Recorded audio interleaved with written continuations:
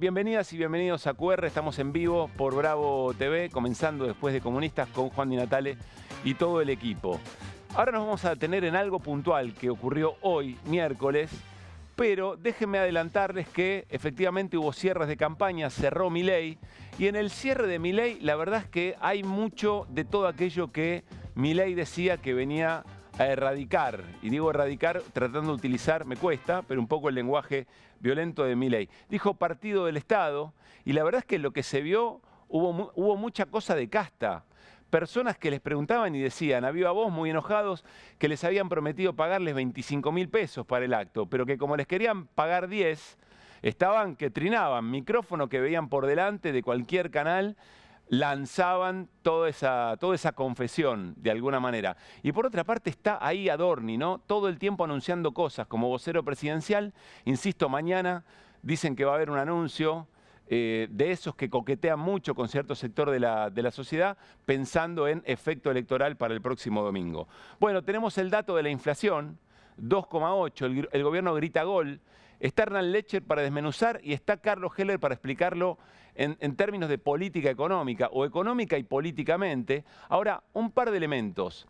El gobierno, para gritar gol respecto a una inflación que es menor a la anterior, ¿qué herramientas utiliza? ¿Las herramientas del dogma libertario o se las toma prestado a otros espacios de la política que permanentemente critica? Y un elemento más, que hoy lo charlábamos con Carlos Heller bien temprano. Este es un 2,8, pero hay que agregarle algo. Es un 2,8 más el ajuste más importante del universo, el que se tenga memoria, no en el planeta Tierra, de todo el universo. Entonces es 2,8 más todo ese sufrimiento, porque el ajuste es parte de haber conseguido, entre comillas, bajar la inflación. Algo que igual después vamos a analizar. Así que va a ser muy interesante el análisis hoy de ese 2,8% del indicador de precios. Bueno, hoy realmente explotó la información que Irina Hauser nos contó el lunes de manera exclusiva y a modo de adelanto. Nos referimos a la criptoestafa, nos referimos a las imágenes que muestran a la madre y a la hermana de Novelli, uno de los socios de Milei, una de las personas que está muy involucrado en la estafa y que está siendo, por supuesto, investigado en términos de sus responsabilidades, entrando con mochilas vacías a esto que estamos compartiendo por detrás, a una caja de seguridad que habían abierto muy pocos días antes de que se lance la criptolibra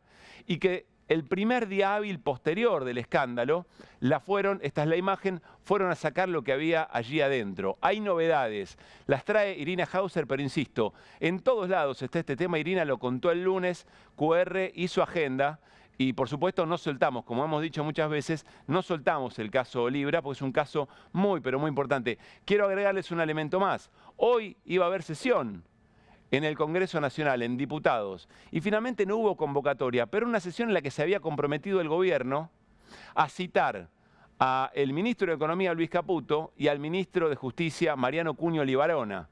Vamos a hablar de eso también con Carlos Heller como diputado nacional.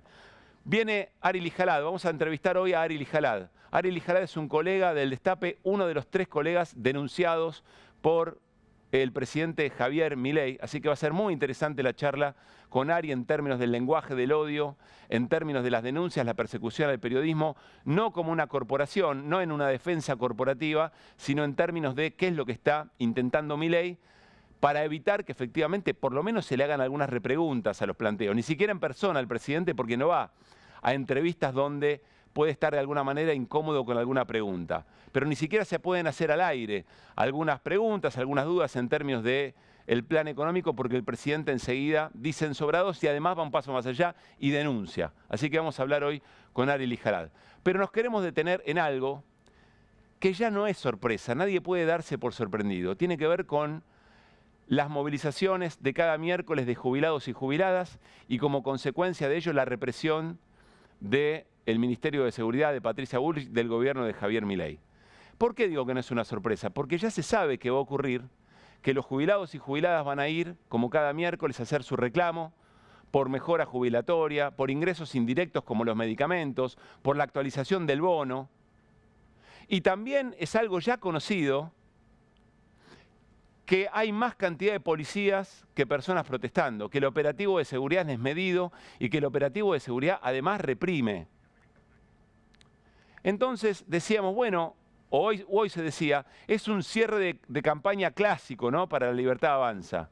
El cierre de campaña mostrando cómo, efectivamente, una vez más, le da palos a los jubilados, les da con los escudos y los gasean con distintos tipos de gases.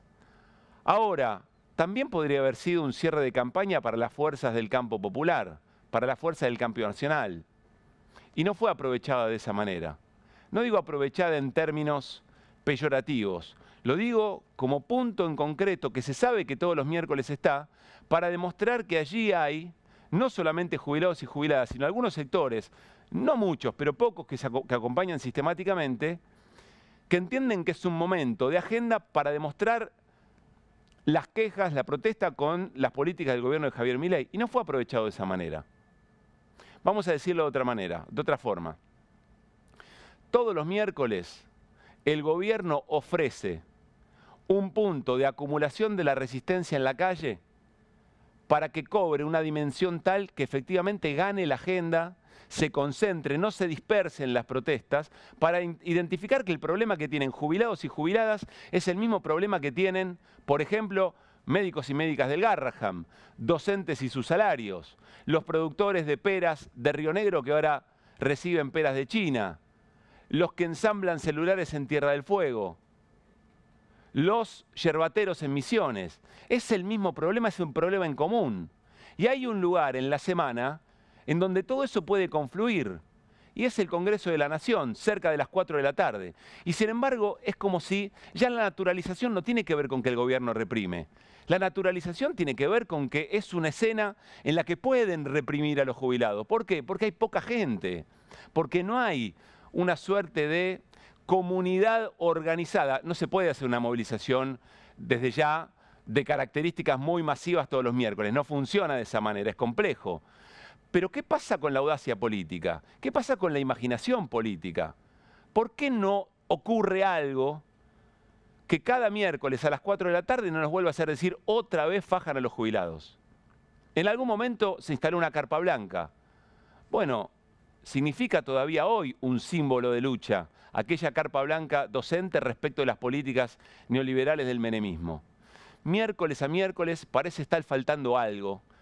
Algún grado de iniciativa, no sé si de compromiso. La CGT había dicho que todos los miércoles iba a ir a algún gremio. Insisto, no se puede hacer un paro general ni todos los gremios movilizando todos los miércoles. Pero algo tiene que haber. Yo sé que alguien está escuchando y puede decir, mira vos, estos por televisión diciendo anímense y vayan. Bueno, nosotros estamos acá poniéndolo en agenda, remarcando, tratando de pensar juntos y juntas. Ese es un poco nuestro rol. El rol de pensar de qué manera la imaginación y la astucia y la audacia política pueden transformar algo que ocurre todos los miércoles y que pone en juego la vida de jubilados y jubiladas en algo distinto, en algo que llame más la atención, que sea más disruptivo y no una normalidad parte del pasaje de la Argentina, no es parte de nuestra responsabilidad. O por lo menos aportamos un granito de arena, alguna reflexión sobre el tema. Pero nos parece que pasa por otro lado. Bueno, arrancamos QR, insisto, con todo lo que tenemos para compartir hoy. Estamos en las horas finales antes de la veda para las elecciones del lunes, que son mucho más que elecciones legislativas en la Ciudad de Buenos Aires, y estas son las voces del día.